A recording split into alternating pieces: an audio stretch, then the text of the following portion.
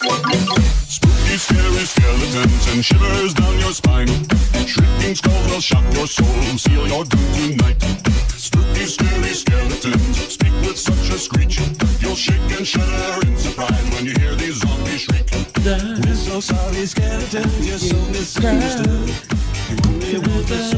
My soul is gone, and I cry because my throat is dry.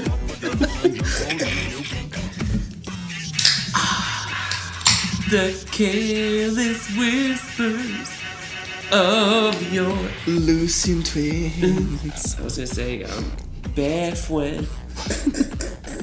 God damn it. Of your gay friend. Gay.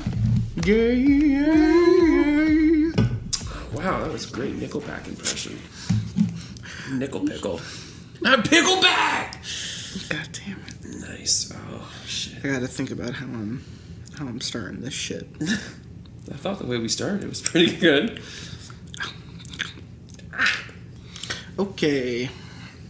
This is Lotsa Pasta, episode 93. We're here to record the next part of the Lucienne twins. I realized very quickly that I put several people's episodes in between part 1 and part 2, to the point where someone said, "When does this next part come out? I want to hear it." Oh, someone actually said that. Huh. And I had to say, not anytime fucking soon. So, put the phone down. Oh. So, some fun shit has been happening recently because we're launched on all new platforms now. Google Play, Stitcher, Blueberry. I know you'd like that one. Wow, we're basically bisexual. SoundCloud, yeah, pretty much. iTunes. I think that's the new big thing. Even is like Steve iTunes. Jobs from the grave listened to this. We podcast. pay for SoundCloud, and today kind of. And today I was contacted over our Facebook page. Shout out, we do have a Facebook page, so anyone listening can search Lotsa Pasta on Facebook and like our page. I don't do anything there. So it's just going to be updates on episodes and pictures and sometimes funny memes. Ah, so it's like riding in an elevator and all you're listening to is elevator music and never getting to your floor. Absolutely. And today I received a lovely message from a guy named Icarus232.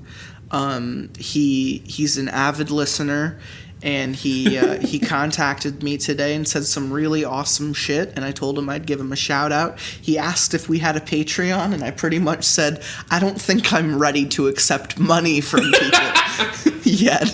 I understand that you're a fan, and I love the support, and I love the feedback.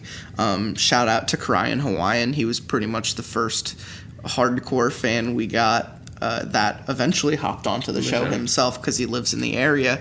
But shout out to our listeners over in Colorado. We have several listeners over there, including Icarus232. That's ICCARUS232. You could follow him on Instagrams. Apparently, he's got some good shit. Anyway, in other news, I recently saw A Quiet Place with Tenron Otrin after we recorded what's going to be episode, I think, 94. It's the one after this one. And A Quiet Place was phenomenal. I know you wanted to see it. You absolutely should. If you have a free night, it is a wonderful, wonderful little horror flick. I think I'm going to save an in-depth talk about it for someone that sees it, though. I want to most compare it to It Comes at Night, except it actually does something. The movie actually, like A Quiet Place, actually does something, where It Comes at Night doesn't really do anything. Well, isn't Coming doing something? In other news, getting to my guest I have here today, it is, of course, the person I started Lucienne twins with, in what I think is episode, I want to say 69. No, that's the bad one. You don't want to reference that episode. That's the episode where you get too high and you get super embarrassed. Yeah, that was a crazy time. I thought my whole body was on fire. My face was melting. You kept telling me to touch your face. Because it was super hot. Someone brought it to my attention that I sounded really mean during that episode. You were kind of like a, hey, I'm paying you for a time slot. Let's That's keep not true. recording. I didn't say that. I've edited and listened to the episode seven times already. It was something more along the lines of, don't make me feel bad for getting you high. You're the one who kept smoking. I tried cutting you off. It's like a friend who gets too drunk, people. It's not my fault. So I don't take the responsibility on this one. So you keep handing me the blunt. I didn't force it upon you. So it's like I'm dying on the ground. I didn't and force you see a defib. I continued to smoke it the rest of the night. And you see a defib and a blunt. And you're like, help me, coach, give me the blunt. When you know I need that defib. Brother, give me your hand. And in that hand live the king. In that hand was a blunt the size of a tampon. And then I died. Frowns McBoohoo here, everyone. How you doing? It's Frowns McBoohoo. We're here to read Lucienne Twins Part 2. I don't know what episode that is. I'm going to look real quick just so that I could give it a shout out. Because if you didn't listen to the Part 1, you're not going to know what the fuck is going on. It is what I thought it was, which is episode 88. Ah, that's right, because that is the number of keys on a piano. I think I said that. Did you bring that up? I think I did. Probably. If I didn't, I should kill myself. Something along the lines of, like, imagine these little kids, like, playing a dinky little piano, like... And I'm gonna preface you guys too. I even like how the pictures, like, one of them's pretty blonde, cool. one of them's brunette, you know. Yeah. Key elements. I don't remember. More like Tlosing. I'm terrible. You are terrible. And who are those kids? Oh no, they're absolutely random. It was free on Google. Okay. Well, I don't remember the. If you're looking at the pictures on SoundCloud or YouTube. I don't remember the voices I used for these twins in the last episode. No. So we're just gonna start fresh. Actually, I remember. I absolutely remember. Yeah. That was when she switched between her and her sister, but it was always like Mother Mary, Miss Mary. And then the teacher for some reason was your fucking Southern Belle voice, but I'm dropping that shit immediately. All right, I'll because I'm starting this episode. You started the last one. I'm starting this one. Why'd you even bring me back to this episode? Why'd everybody try to get rid of me?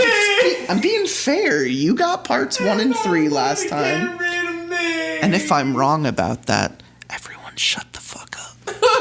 So I'm gonna start with part 4. I don't remember if they had titles, and if they did, I don't remember. I think they did, but you know what? Fuck it. Guys, I got a new mantra for you. Hey, it's Frowns. I'm just gonna squeeze into this mic here. Yeah. So, I got a mantra for you. Yeah, man. You got shit going wrong in your life. People are fucking assholes to you at work. Yeah. Everything's going wrong. Your friend dies. Fuck it. No. You shouldn't have said take that last one. Now. All right, we're gonna back up that last one because you should absolutely. We care lost about a friend recently, and it's been super tough. But R.I.P. But back to before that. Fuck it. You got something stressing you out in life. Mom's being a bitch. Boss is being a bitch. Got an office Your cunt. boss is being a bitch. Nah, I'm gonna cut that. Nanny boss. Fuck it. Your boss is being a bitch. Your wife's being a bitch. Your girlfriend's being a bitch. Your fucking dog's being a bitch. Well, guess what? That dog's a female. It is technically a bitch. Your side hoe's being a bitch. She's getting all up in her feels. Your side hoe's being a bitch. Wow, how many sides do you have? Can I have one in the front, back, and right? Do I just have like a gaggle of side hoes? That would be a gaggle. That would be the circumference of a gaggle. Fuck it. Fuck it. Fuck them right to death. Let's make this country great again. We're reading Lucienne twins. Are you ready? Do we want to do a recap? It's been a hot minute. So if I remember, yeah, the last time we left off with the twins or twin, we just discovered that the mother was dead. Correct. The mom was dead in the house, and she was talking to her ghost. And the teacher said that she was going to take her back to her house, to her apartment. Tried to adopt her. But before that, there was an asshole kid with a Nazi grandfather who said, "Hold this, talk to my Nazi grandfather," and she went nuts and cut off her ear. And then a year later, when the teacher is fired and works at a new school, the kid is transferred there because she's the only teacher that can take care of her. Her ear is sewn back on, looks like it never fell off, and this time there's a couple of cunts that give her what is it, like a something from like a convict or something, or a murderer or something. Yeah. I forget. So this translation is super loose. I mean, I've this is looser than like your grandma. She loses her shit. No, her pen goes missing, and the girls steal her pen, and it's how she communicates with her uncle, who's like the only like living. We don't know it yet, but it's confirmed later. Like only living relative in her life that cares about her, and he's in, I think, jail or far away in like a retirement home or something. And he dies. He has like a heart attack, and she misses talking to him and communicating with him and saving his life, basically, because these girls steal her conduit. But how she does the ooky-spook. But you really should go back and listen to the podcast, because there's so many other details in there. This is, it's also been 6 weeks. So, we do have to give them a little bit of a refresher. They shouldn't have to listen to 88 and then come back and listen to this episode. Well, I mean, I think that's kind of like a cop-out. That's how the playlists work. Shout out to the playlists. I put playlists on YouTube and on SoundCloud where you can just listen to an entire reader and all of their stories. Like, you got episodes 1, 2, 8, 20. I mean, I know I'm your favorite, so you gotta listen to all of mine. Well, 1, 2, 5, 6, 8. Shit, I forgot about the Christmas special. Yeah, that was fantastic. Yeah, but everyone has playlists. You could listen to everyone's episodes. 10 runs and Django's. Get lots of hits. Good shit. We just got back from dinner, a really great dinner with Spam and Cam, and it was a really fun time. And I'm a little woozy mabloozy. And I smoked a fatty. I smocked. Smocked a What is smocked? fatty. What is stoned? Whoa. Lucienne twins. More like the faded twins. Faded. More like the loose twins. After we're done with Fast them, and right, brother? Part 4. I never realized it, but the school day only revealed a small portion of the Abigail's quirks. There were small things she did, things so innocuous that they were unnoticed until one day they became far too obvious. Like the way she climbed the stairs. It was as if she held a weight, and each step was a struggle, or how she ate far more than should have been healthy for her age, or her obsession with anything old. The adoption process went smoothly, especially since the end of the year had arrived and she was no longer in my class. I forgot about the gloves. She has like rogue powers. She wears gloves, and when she takes them off, she could use things like old things as conduits to contact ghosties. Ghosty ghosts. By the end of the week, we returned to her house to collect her things. The local authorities had removed the body of her mother. The videotape was all the evidence they required for her cause of death. There was no funeral, since Abigail was her last living relative. As I brought boxes from my car, Abigail rushed to her room, sliding out a chest from underneath her bed and throwing it open. A dozen objects rattled about inside, and she touched each to make sure it was there. There was a picture so #faded that I couldn't make it out. A shoelace, a ring, and a bottle cap among her treasures.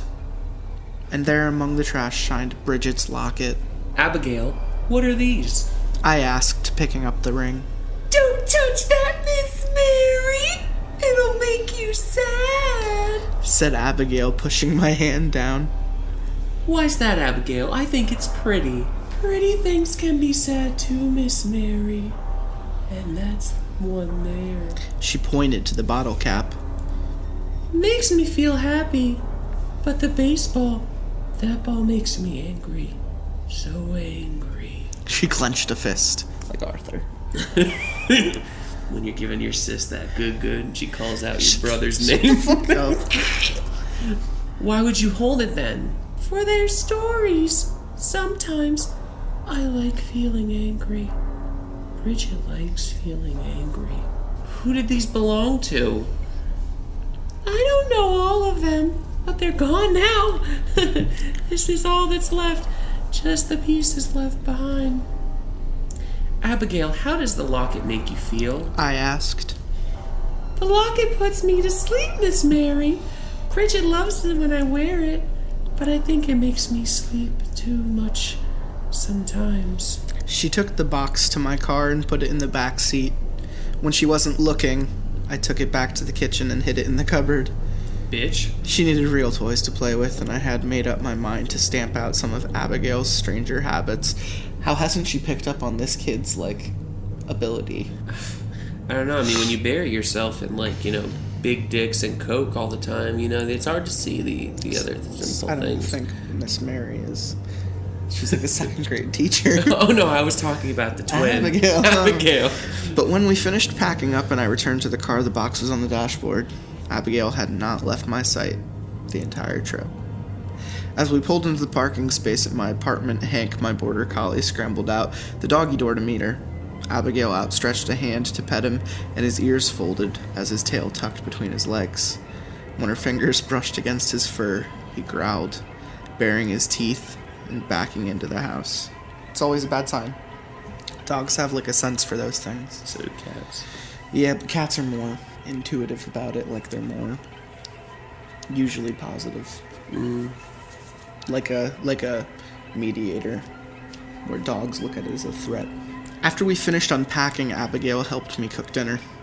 I decided upon chicken parmesan and gave her the task of picking basil and oregano from my window herb garden. Her window herb garden. Herb garden. Yeah, I bet you picked out a little bit more for Abigail. I minced them and combined them in the sauce. And Abigail said it was the best meal that she had eaten in weeks. Compared to gummy worm sandwiches, I'm sure that it was. After dinner, we listened to the tinkling of a piano from the apartment upstairs. Tinkly, tinkly, tinkly. She taking a piss on you? An old lady lived up there, Mrs. Hawthorne, and she taught lessons in the evening to pay for rent. Can't I learn? Asked Abigail, and immediately I agreed. This was just the hobby she needed.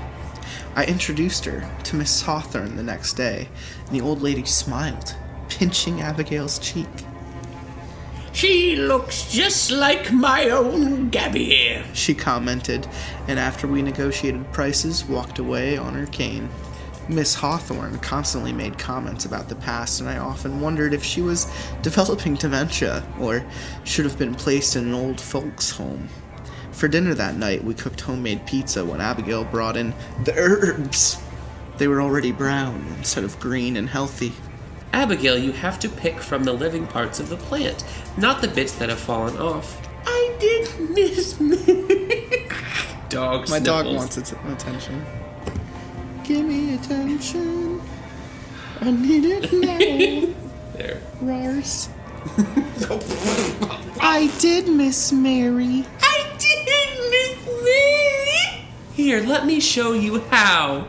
I never realized it. Oh, let me make sure you did that correctly. No, you didn't. What you did, Shit. Ah, shit. I walked out onto the balcony. Jumped off. I walked out onto the balcony, but the parsley and oregano plants were dead. Frowning, I chose thyme instead, but everyone knows it doesn't go with that fucking dish. Ew. Abigail was quick to learn piano. I listened to her from below and heard her notes progress from fumbling to staccato to fluid. After 2 weeks, I signed the $80 check made out to Miss Hawthorne and slipped it through the mail slit. $80. Oh, yeah. Oh, yeah. The next time she saw me in the hall, she stopped me. Mary, your check for the lessons came up a little short. No, it didn't. I said, hoping not to embarrass her. We agreed upon $20 per lesson on Tuesdays and Thursdays. Why, yes, Mary, but I don't do package deals. That's only one person. Lessons for two are $30 each, and that one girl wears me out like no other. I scrutinized Miss Hawthorne. Now you look here, you wrinkled The bitch. wrinkles on her forehead looked deeper than usual, and she leaned heavier on her cane. Perhaps Alzheimer's really was setting in. There was only one. I said. Oh, Mary, I'm old, but not that old. She wagged a finger at me and continued walking, coughing as she turned the corner. That goddamn ganja's got me in my rocker. Those herbs from that garden helps my alopecia. That dank. Abigail, I asked that night. have you been going to piano lessons with anyone else? Just me and Bridget, Miss Mary. I paused, a creeping suspicion tingling. What made you want to start taking lessons, Abigail? I like the way it sounds, She said. And Bridget said she wanted to meet Miss Hawthorne. Why is that? She said Miss Hawthorne had a gift for her. Abigail refused to disclose any further details. At night, I could hear her rummaging around in her treasure box. During the day, I could hear her play piano. Over the weeks, I saw the brunette streak of her hair continue to grow among the blonde, as if it were taking territory. And I saw Miss Hawthorne's hair change from gray to white, her skin pale, and her movements become shakier. Perhaps it was the shock of her dead mother finally setting in, but Abigail's attention span was shrinking. Sometimes I would see her do her chores twice, as if she had forgotten, and I found myself repeating things to her multiple times before she would hear them. Unless I was right next to her, I'd catch her staring deep off into space or murmuring to herself. And even when I held her hand, she was always fidgeting and wringing out her dress. Sometimes she would sleep with me, saying, I don't want to go to bed tonight, Miss Mary. I want to stay here. Go away where? I'd ask, already knowing the answer. With Bridget. Mommy's there. And Grandpa. It was But Grandpa. sometimes it's hard coming back. Sometimes I want to stay there forever. But if I stay too long, I'll never come back. Shh, you're here with me now. Bridget says she can take you there too. You just have to put on her locket. No, I'll stay here, Abigail. I'll stay here with you. There was no way in hell I was putting on that locket. Mrs. Hawthorne's there sometimes. She would mumble as her eyes drooped.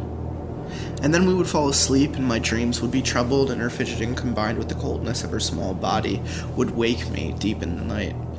Miss Hawthorne died in her sleep on a Thursday night. Her caretaker, who met Abigail several times by now, found her during a morning checkup. The caretaker knocked on my door as the funeral home removed the body, holding out a silver-chained object. I believe this belongs to your daughter, Mary. Miss Hawthorne had it around her wrist this morning. I'm sure Abigail must have left it at her lesson, he said. Put it on the counter. I responded, refusing to hold out my hand. Bridget's locket clanked as it came in contact with the cold granite, and the caretaker left. I almost called for Abigail, but there was something I had to know first. I logged into my computer and opened up a mapping website. It was easy to find Abigail's house, and I enlarged it, viewing the satellite image. A timestamp revealed the image to have been taken 2 months before I had adopted Abigail. Everything looked the same except for the dead oak trees in her front yard. Verdant green leaves covered every branch. I called Abigail in from the next room. Abigail, where did your sister's locket come from? From Mommy. Who did your mother get it from? From Grandpa. After he died, he kept it after the crash. Abigail, what gift did you say that Miss Hawthorne gave your sister? I asked. Her years, Miss Mary, whispered Abigail. Outside, in my windowsill garden, my other herbs were already brown, just like the streak in Abigail's hair. Damn, my dank herbs! Ruined! Bitch done took my herbs! Bitch done took my herbs! She took my yours! Took my yours! I think we should just continue with you on voices and me on reading. Yeah. I feel like it's a pretty even split. She took my herbs! She took my Hello, herbs! little dog. You're a little Took shit. my herbs! Part 5. The birthday. I hid the locket away in my dresser drawer, folded away between 2 folded socks. 2 days later, Hank was curled under the bed as if there was a thunderstorm outside, and I found the locket intertwined in the name tag of his collar. That poor dog. Under the bed was dark, but his whiskers looked grayer than usual. I removed it with gloves and brought it to Abigail. You found it! She shouted. Where has it been? I kept it in one of my drawers. Did you move it? No, Miss Mary. You have to keep it in a treasure box. She said as if it was all well-known fact. Why is that? Because that's where she belongs. In the fucking box.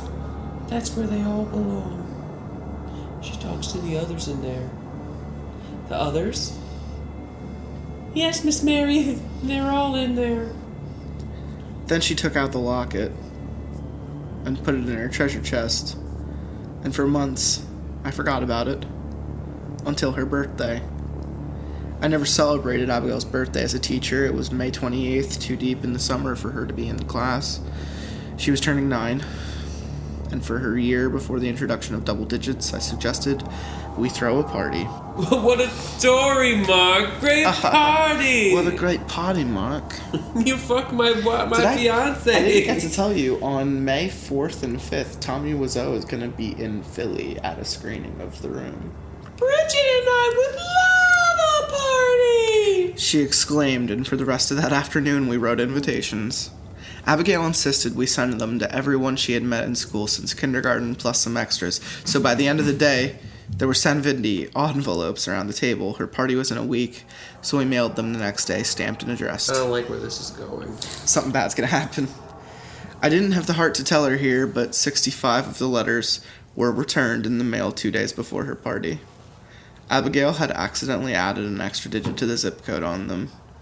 I hoped that she would have forgotten about the party, but that was all she would talk about. Bridget is so excited! She said the day before. Do you think that people will bring us presents? I'm sure they will. I replied. Abigail, I'm not sure how... She's ready for the gift and we can't wait! Stop being so high-pitched. How you fucking not tell me how to act? You're Thanks. right. You're right. Continue. Abigail, I'm not sure how big this party is going to be. I think a lot of people may be out of town. It's okay, Miss Mary. Bridget says that everyone that she wants to come will be there. She fucked with all the regular kids and just wants the ones that Yeah, wronged her. Yeah, she's gonna go carry. Then the day arrived and the doorbell rang 5 times. First was Thomas, the brute who had forced Abigail to hold the Nazi button in kindergarten. Second was Natalie, followed shortly by Jane, who had stolen Abigail's pen. 4th and 5th were 2 children I didn't recognize, Riley and David, but Abigail said were from her 1st grade class. I had heard their names before at night, and she cried in her sleep. 5 letters had been sent, and the 5 visitors were there. Abigail smiled wide and clapped her hands, seemingly unaware the sole guests were her tormentors. Though there were party games, they sat in silence at the kitchen table. Spin the bottle, right? Natalie and Jane huddled together while Thomas picked at the scab on his forearm. I watched over them, protective of Abigail, and cut the double-layer cake into portion-sized pieces. Never before had I seen children their age so still or so quiet. They ate. Any conversation echoed off the walls and died down, stifled down immediately by an invisible force. Abigail smiled, and that was what I cared about.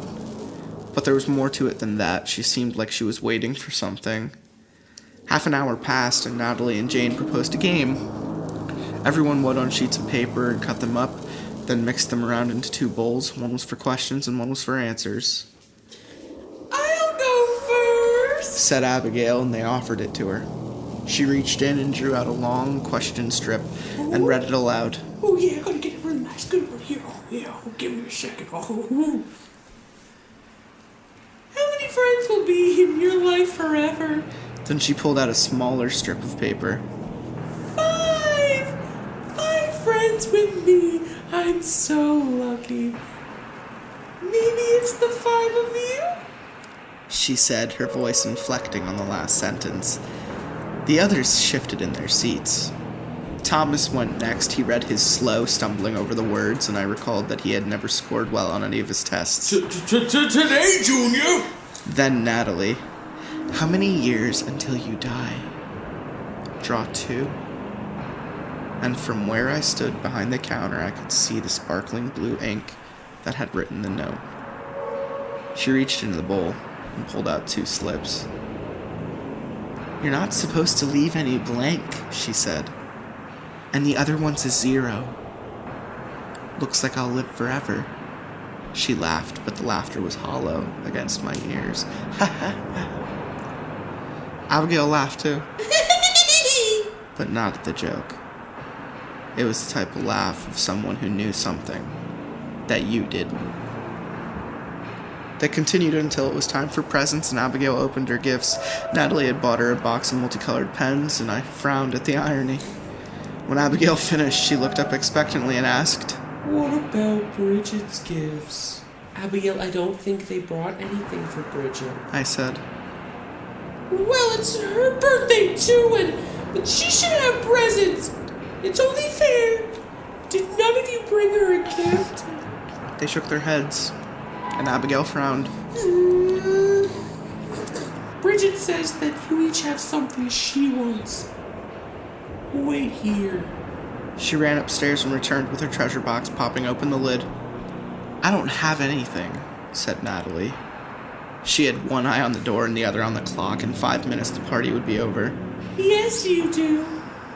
Bridget says she wants her hair tied. Fine, take it, said Natalie, and handed over a bright pink elastic band. Abigail put it in the box. Bridget wants a hug too, Abigail said, and held her arms wide. I could see both her lockets dangling from around her neck. Natalie huffed, and they embraced. And for an instant, Bridget's locket brushed against her neck. She inhaled sharply and backed away, but for the second Abigail held her, I thought I could hear something like whispers. But then the hug was broken, and Natalie shrunk into the corner. Her eyes looked dimmer, as if someone had taken the brightness out of them, and her cheeks blue, as if she had just come in from a cold walk. Each of them took their turn, with Thomas going last. He hovered away from her, reluctant to move, and placed a chair in between the 2 of them. Go on, I said, and pulled the chair away. He deserved it. cocksucker. Once Abigail let go, he shook until his mother arrived. When the school year started again, I could hear Natalie and Jane's screams down the hall from their nightmares at nap time. Thomas was expelled from his school after biting another child's finger off during a fight. I never heard what happened to Riley and David. None of them were ever the same. There was something missing about them, something subhuman, almost animal. Abigail? I asked when they had left. Did you know before the party that they had gifts for Bridget? Yes, Miss Mary. What exactly did they give her? It's just like my question paper in the game said. Now they're in our lives forever. Now Bridget has a piece of them. Why would Bridget want a piece of them? She says it makes her stronger. Stronger? She looked me in the eyes and I shivered. The streak of brunette in her hair fell across her forehead. How else is she gonna come back? Nice. Oh shit.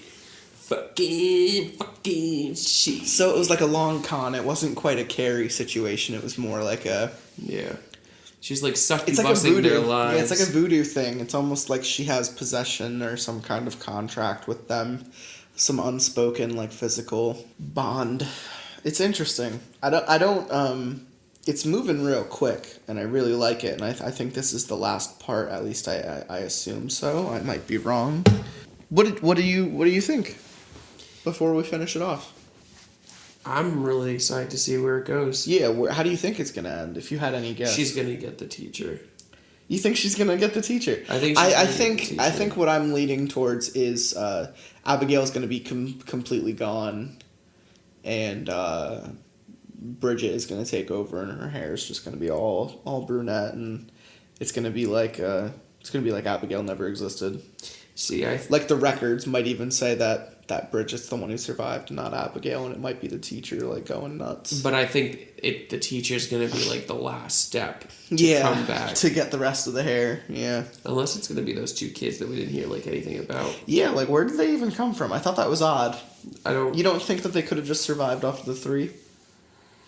Is that too small of a number? Is part 5 kids? Like they might bring out part 6 to be those interesting. Kids. Yeah, they might. I like it though. It's good. All right. Part 6, the final part. I've always loved happy endings, but you won't find one here. And as Abigail said, even sad things can be pretty. It was the Friday before the first week of school, and I had just finished buying Abigail's school supplies. There was a new bright red backpack, crayons still orderly in the box, and notebooks with no ink to blemish their pages. Abigail had taken to wearing both lockets now. I never remembered them being magnetic, but now they stuck together, forming a full heart. I'd given up telling her not to wear it, though when I hid it, she scoured the house until she found it. It never took long. It was almost as if she could smell it. I promised Abigail that I would make her funnel cakes after dinner. They were her favorite dessert, and since I owned a countertop deep fryer, easy to make. While the oil heated, and I hand-mixed the batter, I heard her muttering to herself behind me. Usually I would ignore it, but by the time I had mixed in the sugar, her voice had increased both in loudness and in intensity to the point where she was screaming.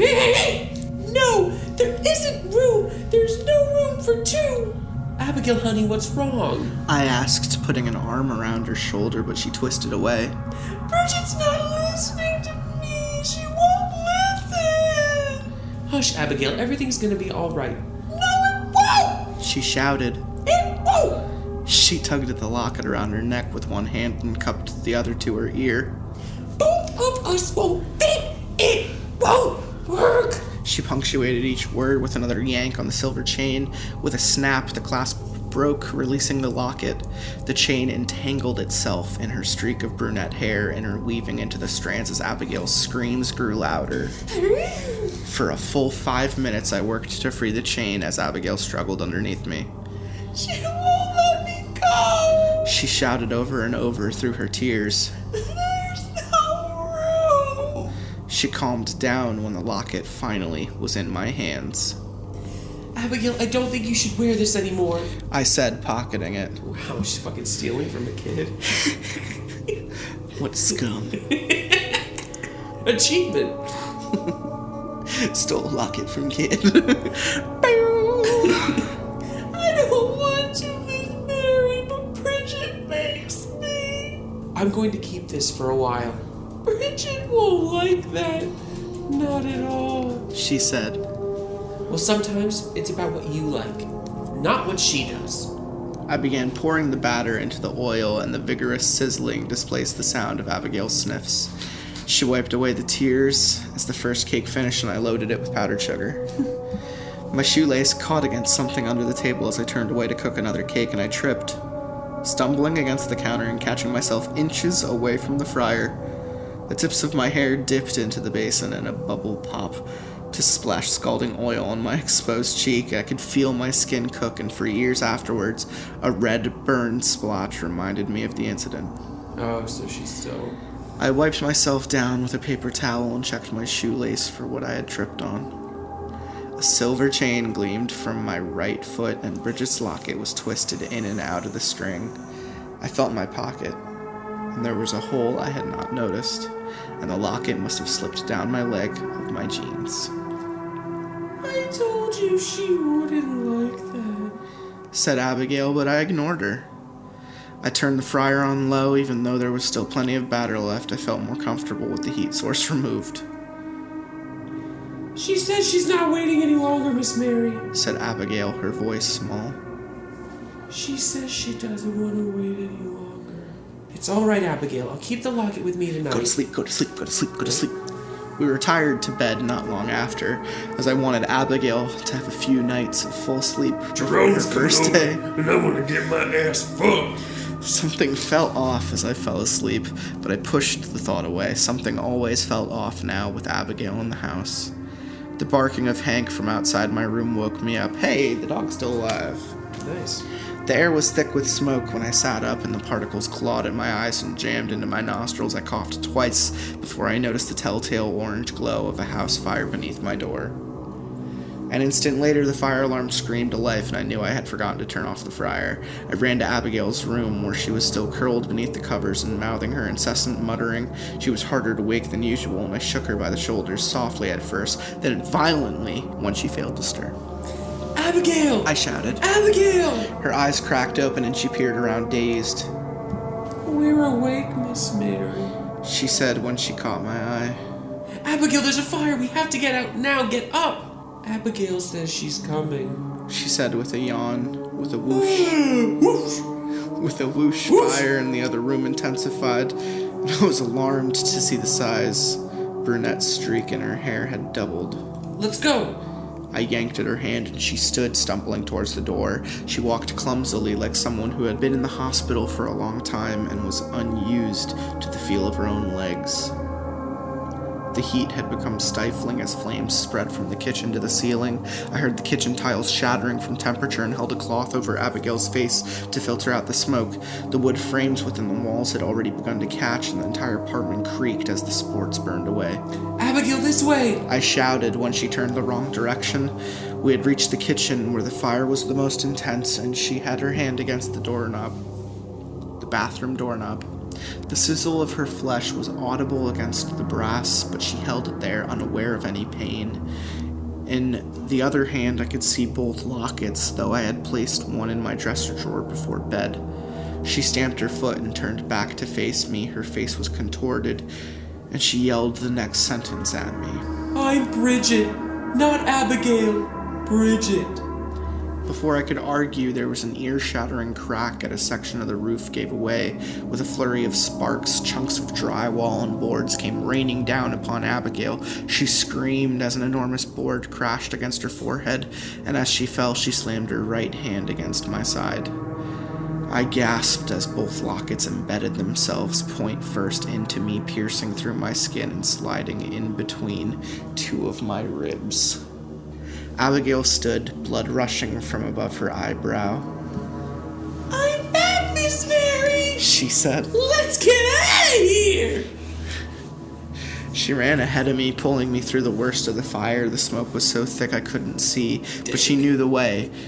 She knew the way. She knew the way. And the moments we stumbled out onto my porch and into the lawn, into the distance, I could hear sirens. We stopped when we could no longer feel the heat, and we embraced. What happened back there? I asked. I'm so sorry, Miss Mary. When the board hit me, she left. I don't have to listen to her anymore. Let me wrap that cut up for you, Abigail. It's okay, Miss Mary.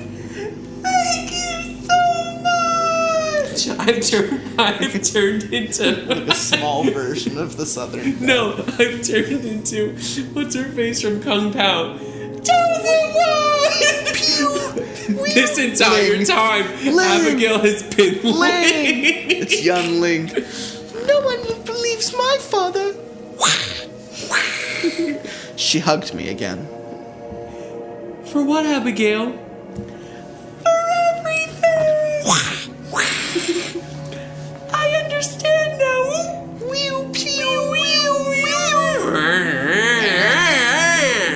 What if this... My name's Miss Betty. bad tea. I understand it now. And Miss Mary, it wasn't your fault. Remember that? I saw you turn the fryer off. It doesn't matter now that you're safe. Abigail gave me a half smile and continued. Everything's better now, Miss Mary! And Bridget wants me to let you know that she's sorry. See? She's over there. And maybe it was the dark, or a swaying bush in the illuminated firelight, but across the road I could have sworn I saw the figure of a small girl waving. I have to go now, Miss Mary. But I'll always be with you. I'll always be here. Chosen one! She put a hand against my side where blood was spilling over the lockets. I hope you don't mind. But I borrowed one of your years to tell you this. Remember, it wasn't your fault. What are you doing, Abigail? Leaving to go home. It's dark, but I think I can make it. She said and yanked the lockets out of my rib cage. I gasped, falling to my knees, and I could hear her saying above me, To see you soon, Miss Mary. but her body was in front of me, and the gash across her head was no longer bleeding. Her eyes were glazed, and no trace of brunette was left in her hair. She had died as soon as the board had hit her in the head. According to interrogations of the other tenants after the incident, I had carried her dead body from the flames and laid her in the grass before passing out. For weeks afterward, my psychiatrist warned me of the dangers of the fumes within burning houses, and I should let any hallucinations that I may have had go.